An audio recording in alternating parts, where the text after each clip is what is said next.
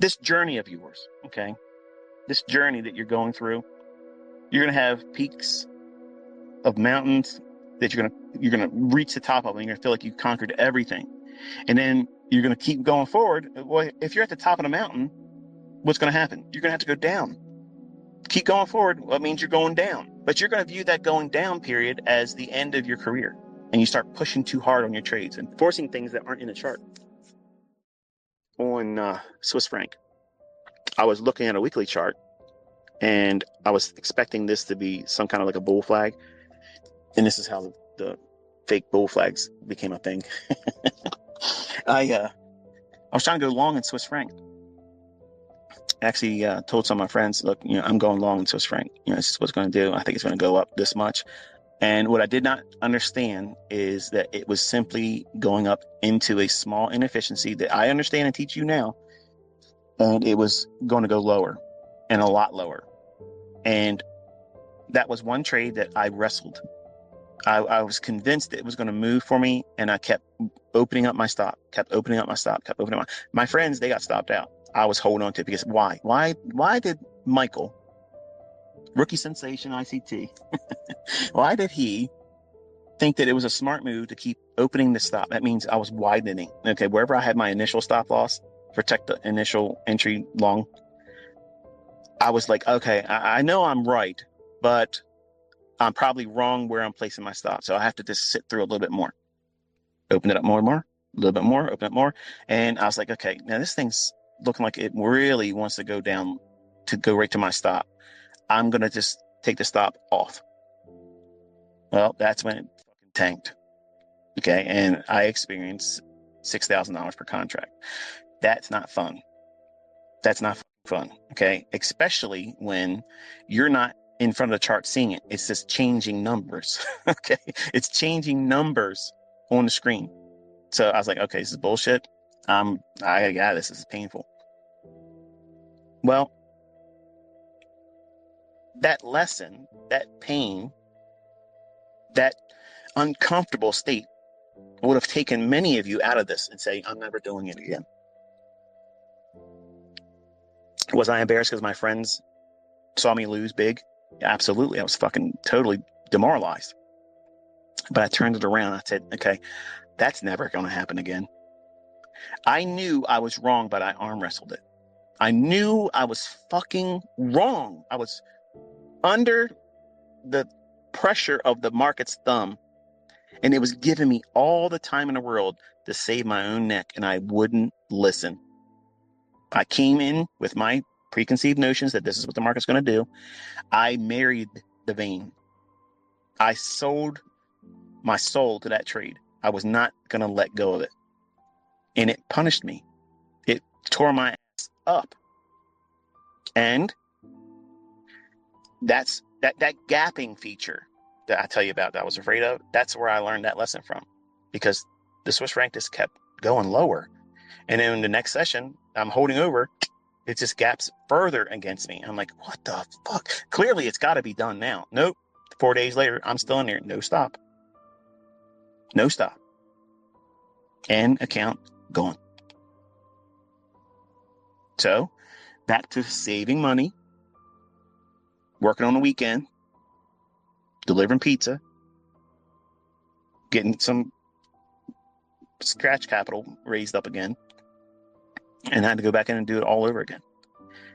And the only lesson I learned from that at the time was don't hold overnight on futures and currencies because the gaps are too much. That was the only lesson at the time that I learned. But now, knowing that what I know now, there's so many things that I understand about price action that I would never have gone long now.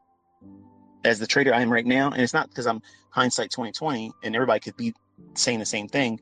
I know things that I was falling victim to, and I was not paying attention to it because I was unaware. My understanding of commitment traders was not what it is today. Just simply because the commitment traders were showing long positions by the commercials. That was weeks before. They had switched to being bearish, net short position. That means if you're looking at commercial traders on a net trader position chart, they had more contracts net short than they were net long. So that means that they were shorting where I was buying. And I was that retail Rick that got his ass handed to him. And I learned years later to look back at that and say, oh, shit. This is one of those millionaire mega trades. And I didn't even see it or recognize it. So understand, this is the guy that you're learning from. Okay. This is the guy that has more understanding today that in the beginning, at that time, I didn't know what the hell I was doing. I was learning all this stuff right then and there. I was learning it. You're having that same right now, that experience right now, but I'm giving you insight that isn't taught anywhere else until they learned it from me. But you can't get it watered down. You have to understand there's a lot more detail to all the things I'm teaching. And just because you're introduced to the idea, don't fall victim to thinking you're ready and go out there and risk money, because you're going to hurt yourself. And that small little hurt, that small little loss incurred, and all losses suck. They do. They absolutely suck. But in the beginning, every loss isn't a paper cut. It's like having your arm cut off. You're losing an appendage. You make it like that. You increase it to that level of influence, impact, when it's nowhere near the degree that you really think it is when you have experience. Look back and oh shit, that was nothing. You're going to have a whole lot of paper cuts. Sometimes a little bit of gash here, gash there, put a stitch in it, staple it, shut the fuck up and keep going. Do the same thing you've been doing because you just did one small mistake. It doesn't change the model. It doesn't make the model inefficient. It doesn't make it ineffective. It just means that you messed up as the operator. Own it, move on. Don't dwell on it, move on. But if you have flawed logic right from Jump Street, you're going to lose your ass. And you're going to be miserable at the end of it because you're going to remember all the times that you subconsciously knew that you should not have been doing what you're doing, but you didn't listen. You couldn't bring the amount of strength and discipline that's required to simply say, I'm getting out of this. This is wrong. I'll worry about making the money back at a later time. But right now, I got to stop the bleeding, because that's the first rule you got to do. Learn how to stop yourself from losing your ass. You're going to lose money, folks. That's a guarantee. You're going to lose money. Every trader loses. They do. I have learned where I lose the most, and I try not to trade in those instances. So there's rules to this. Okay, there's levels that are understanding, and engagement has to be defined, and you have to be disciplined. Like, you have to know what you're looking for, and it has to be in writing. Like before I do a trade, I have an expectation of where I want to see it go to. It's written down. Same thing I'm having right now. I have a small little notepad, and these are levels I'm looking for. It won't mean anything to you. I know some of you are like, can you show me it? When you do that, it's literally just me writing down a price. That's it. In my mind, I know why I wrote it. If someone picked it up on the street and said, oh, this is ICT's secret instructions. It's not. It's just, these are areas that I believe that the market's going to draw to. In my head, I have the narrative in mind as to why it would do that. I don't have time, dude. I'm trading on a 1 minute chart, sometimes less than that. How long does it take you to write down? I believe that 4111 and a half is sell side liquidity, and fuck that. If the market's already gone, it's left. It's already left the station. Elvis has left the fucking building. It's gone. You can't do that kind of stuff. If you're trade trading, you can't journal as you go.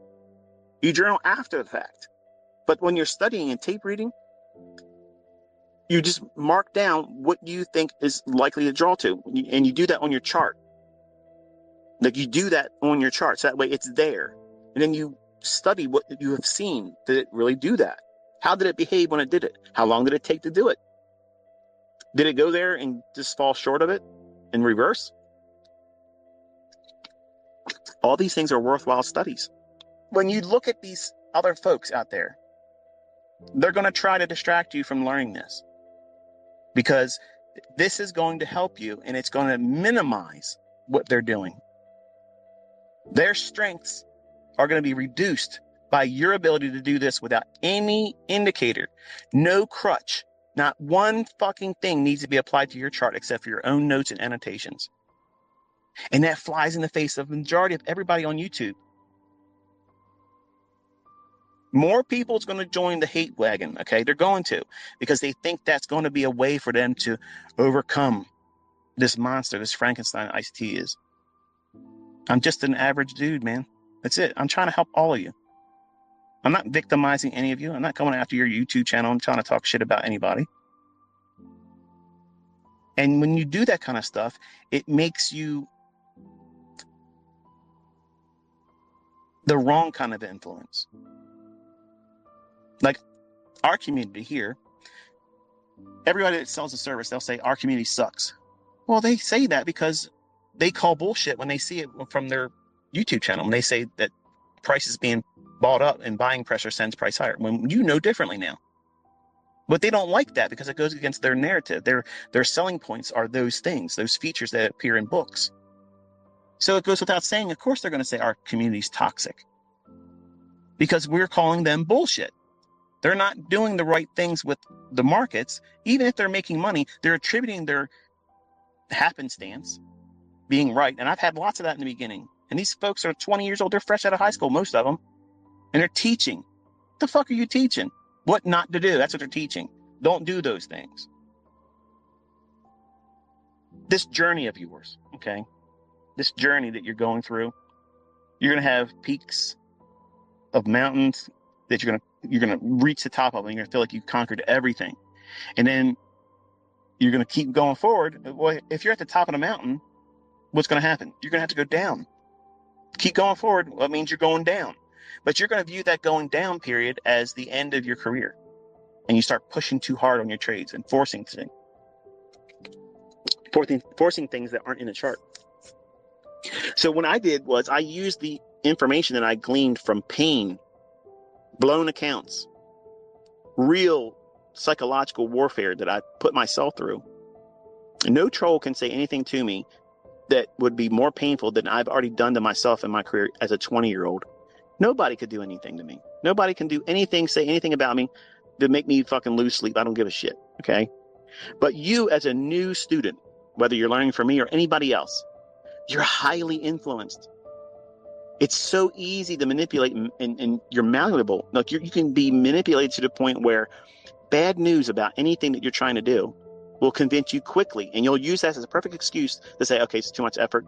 Yeah, it's definitely a fraud. It's definitely a scam. It's this stuff doesn't work. It doesn't work. When it does, you just simply haven't put the time in doing the right things. Okay, there's people out there that spent a lot of time doing stupid shit, watching videos only. You got to be in this, looking at the price action, studying it, going through the process of measuring how much drawdown the trades occur. How often does these fair value gaps form? I've literally removed all of the fucking guesswork and reduced it down to a 60-minute time window. Okay? 60-minute time window, gave it a cool ass name, the silver bullet, because that's what you're looking for, a fucking silver bullet that never misses. Okay? If you understand narrative, and you know where the next draw on liquidity is, you have a 90% likelihood of making fucking money if you know how to trade and use that model.